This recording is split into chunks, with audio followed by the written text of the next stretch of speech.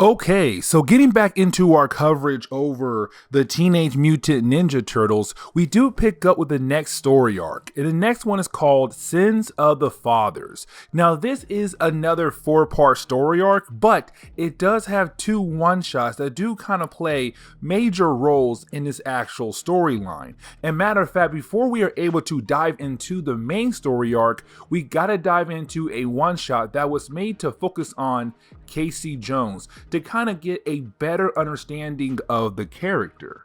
Now, when we get into the opening pages for today's video, we do pick up with Casey Jones and Raphael going out of their way to kind of help out innocent people of the city. Now, here's the thing, because they always do this. And matter of fact, the first few pages kind of give you the idea that everything seems okay when it comes to Casey Jones' life. But you're going to find out, or really, you're going to get reminded that's not really true. Because when it comes to Casey, this is the best part of his life, or the best part of his day. Because when he goes home, because when it comes to Casey Jones, we have to remember that he has an abusive father. And so almost every time he goes home, his dad is always drunk, his dad's asleep drunk, or when his dad wakes up and he's been drinking, he would go after Casey and begin to abuse him physically and also mentally as well. Either way, we all kind of wonder, why hasn't Casey Jones just left his dad behind?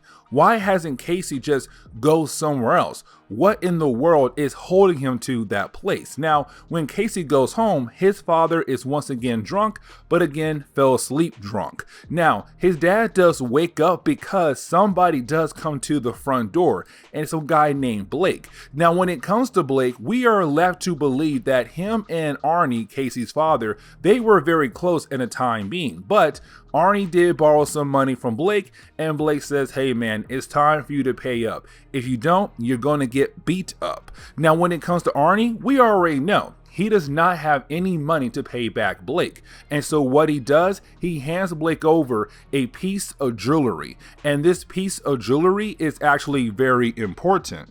Now, we do get this flashback, and with this flashback, we do pick up with Casey Jones' mother. And this is really important. And the reason why, because when it came to Casey's mother in the earlier chapters of this book, we were not told much about her. The only thing we were told about her is that she's no longer around. And here we go, we're going to learn a tad bit why she was no longer around. Because she died. She got sick with some kind of disease. Now, when it came to Casey and Arnie, they were trying to keep hope that their mother would be able to fight against this actual disease. But unfortunately, she could not do that. We already know the present day that she is gone. Now, when it comes to Casey Jones' mother, she does ask Casey about, where is your father? And of course, Casey says he's at home drunk or at a bar drunk. And that tells us that he was always a big drinker, even back then when his wife was very sick and before she had died. Except she tells us the only reason why he is drinking like that is because he's afraid to lose her. He's afraid to lose his wife. Now, honestly, it's not a great excuse at all. But the thing is her saying, you have to understand, Casey, what your dad is going through. You're losing me as a mother, but he is losing me as a wife. And of course, she kind of tells Casey, you know what? Just promise me one thing, that you will always be there for your father. And so getting back over to the present day, we do pick up with Casey Jones and Raphael meeting up. Now, when they do, it is Casey telling Raphael, hey man, I need your help. But he does not tell Raphael why. And he does tell Raphael they have to follow the 3 guys in front of them. Those 3 guys are the same ones who just paid a visit over to Arnie. And of course, it's Casey saying we have to follow those 3 guys, but he's not telling Raphael why. He does not want to tell Raphael, hey, we're going to follow those 3 guys, beat them up as a way to help out my father. Instead, it's more of, we're going to watch these guys to make sure they do nothing wrong at all. But when they do, that is when we can attack. And basically, it'll give Casey an excuse to attack them and to also get that jewelry back for his father. Now, the reason why that piece of jewelry is so important because it used to belong to Casey's mother. One of the last few times where Casey and his father were able to pay her a visit in the hospital, Casey's father, Arnie, came there drunk again.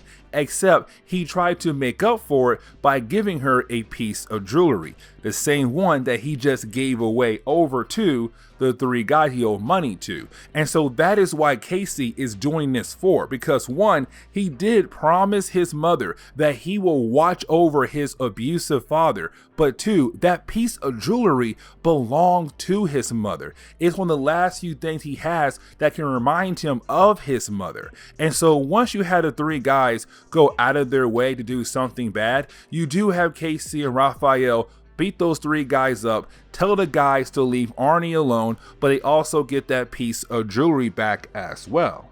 And then the ending of this book is just even sadder because you didn't have Casey go back home. And when he does, his father is once again already drunk. But on top of that, his father begins to go after Casey, begin to beat down on Casey because he feels like Casey had a smart mouth. And so he begins to beat down on him, but Casey does not fight back. And the reason why? Because the flashbacks that play in his mind over and over and over again, where he promised his mother that he will be there for his father, that he promised his mother that he will make his father feel strong.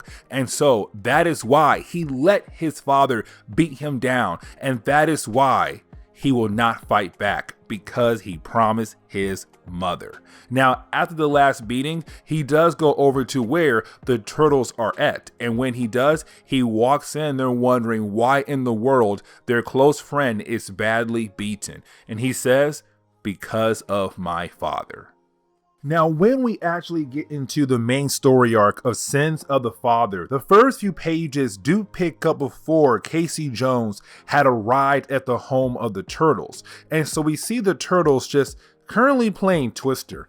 And guys, I'll tell you right now, I felt super old watching these guys play Twister because for me in the 90s, that was a game we play all the time. But either way though, when it came to the Turtles, once they're done playing Twister, of course they hear a knock on the door. You have Raphael open up the door, and we come to find out it was Casey. Now, as soon as Casey walks in the front door, he does fall in front of the Turtles. Now, when he does, of course, you now have the storyline be caught up to the ending of the last chapter. But when it comes to the Turtles, they're wondering what happened to their close friend Casey. And so you have Casey tell them, it was my father. Now, just like that, Raphael gets angry. And honestly, Raphael has the right to be angry because this is the second time that Raphael heard from his friend that Casey's father, Armin, is abusing his own son. And so it's Raphael saying, you know what?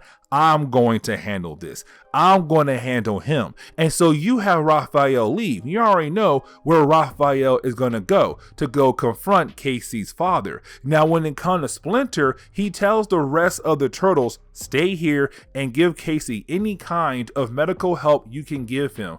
I'll go after your brother and try to stop him because I'm afraid he might do something bad very soon. Now, as soon as Splinter leaves to go chase after Raphael, April O'Neil arrives, and when she walks in, she sees a badly beaten Casey. And let's not forget, April has no idea what's going on in Casey's home. Now, we have to jump back over to the base of the Foot Clan. Now, when we do, this is really more of Karai trying to show Shredder that she can be a great second in command for his army, for his clan. Because currently right now, when it comes to Shredder, he believes he has no actual help. He has no leaders behind him to help lead his army. And so even though Karai has been doing a great job fighting against the different groups that he has thrown at her, he's still not impressed at all. He even says, you're not as great as you think you are. Now, here's the thing, because when it comes to Karai, she tells us that apparently before Shredder came back to life, she was the one in charge of the Foot Clan. And apparently before she was able to take over the Foot Clan, it fell apart. It was not what it used to be back in ancient Japan. It was her who was able to bring it back up to the top. And so she's saying, how dare you judge me and make it seem like I'm nothing at all, when it was me who brought the Foot Clan back together. It was me who brought you back to life. Now, we have no idea how she brought Shredder back to life, because again, this man should be dead. He should be long gone, but somehow he's alive again. Either way though, when it comes to Shredder, he's all like, no, you're not as good as you think you are. If you think you're as good, take an army of my men and come at me. And literally in about 1 or 2 pages, he defeats her and her entire group to say, you are not good as you think you are. There's no way that you can be my second in command, but I do know somebody else that can. Now, when we jump back over to the Turtles who are with Casey, you have April O'Neil kind of upset about the idea that Casey did not tell her what was going on in his house. But for Casey, it's kind of like, it's not just something you can bring up so easily. Now, when it comes to April, she's all like, but I told you about my father who had a stroke. So I felt like you should have the ability to come and tell me that you're being abused, which honestly, I get where she's coming from, but at the same time, it's still not as easy as she thinks it is. But you do have Casey agree that, yeah, you're right, I should have possibly told you and the rest of the Turtles. Only Raphael truly knew what was going on with me. Now we do jump over to Baxter Stockman. Now remember, at the end of our last video, he was knocked out by General Krang. Now here's the thing, we don't know much about the general. All we know is that he's trying to win some kind of war, and apparently he needs a huge amount of mutagen to help him win that war. But at the end of our last video, he got tired of Baxter always failing, and so he knocked him out, kidnapped Baxter, and brought him over to his base. Now when Baxter wakes up and walks around, he finds all these different kinds of alien creatures in tubes, and then you have General Krang appear behind him to reveal that the actual body we're seeing right now is just an armor suit, a body armor suit. The real Krang is some small creature who's very similar to the other creatures who are currently held in some containers. Now, when it comes to Raphael, we do see him being able to find Casey's father. And we already know Raphael plans to do some horrible things to the father of Casey Jones, which honestly, most of the fans who are currently reading this book right now are most likely saying, yeah, Raphael, go ahead and beat that man down. That man has been abusing his own son. He deserves to get his butt whooped. Except you didn't have Splinter arrive. You know, when Master Splinter arrives, it's really him trying to teach Raphael an actual lesson. It's kind of like, okay, what is that lesson you're trying to teach? Except you have Splinter actually say, you know what? I'm going to teach you a lesson, but I want you to make a choice. Do you think we should go ahead and kill this man off? And you have Splinter put a knife, a blade, towards the throat of Casey's father.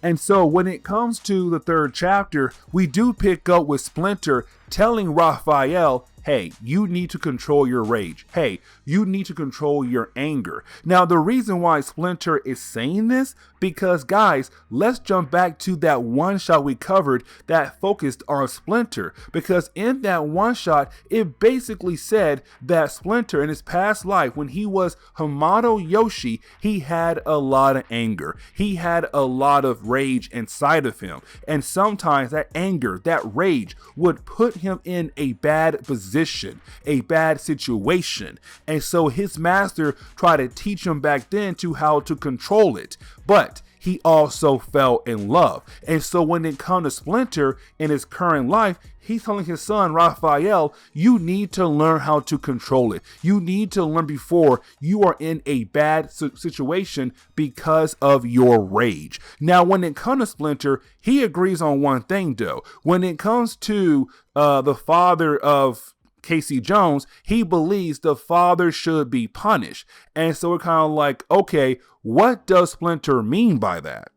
Now we do jump over to Krang. Now when we do, we kind of find out that Krang is explaining his origin to Baxter. Now when it comes to Krang's origin, he does give us a lot of information, but I do want to mention there is going to be a one-shot that we are going to cover down the road that's going to give us even more information about the character. Now when it comes to Krang, we do learn that he is not from Earth. Matter of fact, he belongs to a race known as the Ultra Minions. He is a Ultram, and technically he is one of the few last survivors of his race. The rest of survivors are currently in their containers. Now when it comes to Krang, he was the son of a king, the ruler of the Ultra Minion planet. Now when it comes to Krang though, he tells us they all come from a different dimension, Dimension X, and they were able to get here thanks to a portal that was made to bring them over to Earth. Now when it comes to Krang, Krang tells us that it was his father that led to the downfall to the Ultra Minion race. But we are not told what his father did, and the reason why, because that one shot is going to give us a lot more information, but because Krang base is attacked by another race of people from Dimension X. And we have to remember, Krang said that he is trying to win some kind of war, and this war is right here against this unknown race. Now once Krang is able to deal with this guy, this intruder, and throw him back into the portal, back into Dimension X, he takes Baxter over and say, listen, I realize that you are not technically able to get me the mutagen, but I also realize that you are a great inventor, that you are great with machines, and I realized that when it came to your mousers, and so I need your help for another project, and this project is called the Technodrome. And unfortunately, we are not going to learn anything about this in this video right here. Now getting back over to Casey Jones and the Turtles, you have the Turtles in April there as well, wondering why haven't Casey told them anything that was going on with his father, because only Raphael knew. And when it comes to Casey, again, it's not something you were able to bring up so easily. Like, hey guys, just in case I haven't told you yet, I'm being abused by my father. It's not something easy to say just out in the open like that. But at the same time, is Casey kind of having that pride with the idea of he hates asking for help. He wants to handle everything on his own. But on top of that, he hates the idea of trying to stay somewhere else and bothering other people, and currently the Turtles. But when it comes to the Turtles, they're telling him, dude, you're part of our family. Like, you may not be a turtle, but you're still part of this family, and we will always have your back no matter what. Do you understand that? Now we do jump over to Splinter and Raphael, and we were left to wonder what would Splinter do to the father of Casey Jones, and honestly, nothing at all. Instead, you have Splinter tell Raphael, go into Casey's room, grab all his things. He is going to stay with us, away from this abusive father. Now, when it comes to Casey's father, he's kind of like, no, you will not take my son. But the thing is, homeboy is not in the right position to make a order right now. Like, unfortunately, homeboy has to go ahead and let this giant rat and this giant turtle tell him, no, we are going to take your son away from you because you are an abusive father. And they walk out just like that. Now, once you have Splinter and Raphael get back to the home of the Turtles, this is where Splinter wanted to sit down with the Turtles, Casey, and also April O'Neil to basically say they're a family. They're going to work together to make sure everything is good when it comes to protecting this city. But at the same time, it's Splinter wanting his sons, Casey and April, to realize that they're now about to go down a path where they're going to have a lot of different enemies come after them left and right. People might try to kill them left and right. But the thing is, they have to stay strong. But it's also Splinter saying, we might have to go to war against Shredder and possibly kill him off. Because as long as he lives, the world will never be safe. The city will never be safe. And so this is the Turtles, April and Casey, realizing that Splinter is actually talking about the idea of killing off Shredder. But to close off on today's video, let's not forget earlier when it came to Shredder, he said Karai is not good enough to be second in command of his Foot Clan army. And so he feels like he has to find somebody else. And of course, that somebody else is Leonardo. And this makes perfect sense. And the reason why, because the one shot we got earlier that basically focused on Leonardo kind of showed that when it came to Shredder, he wanted to see how strong of a warrior Leonardo was. And at first, he was not impressed. But in our last video, when they fought a second time, he realized that Leo is a great leader, that Leo is a great fighter. Leo is a great warrior, good enough to be his second in command. And so he tells Karai, you better go out there and find Leonardo. I want him to be part of the Foot Clan. And this is where we are going to end today's comic book video. So please leave me a like down below and subscribe. But guys, see y'all next time. Later.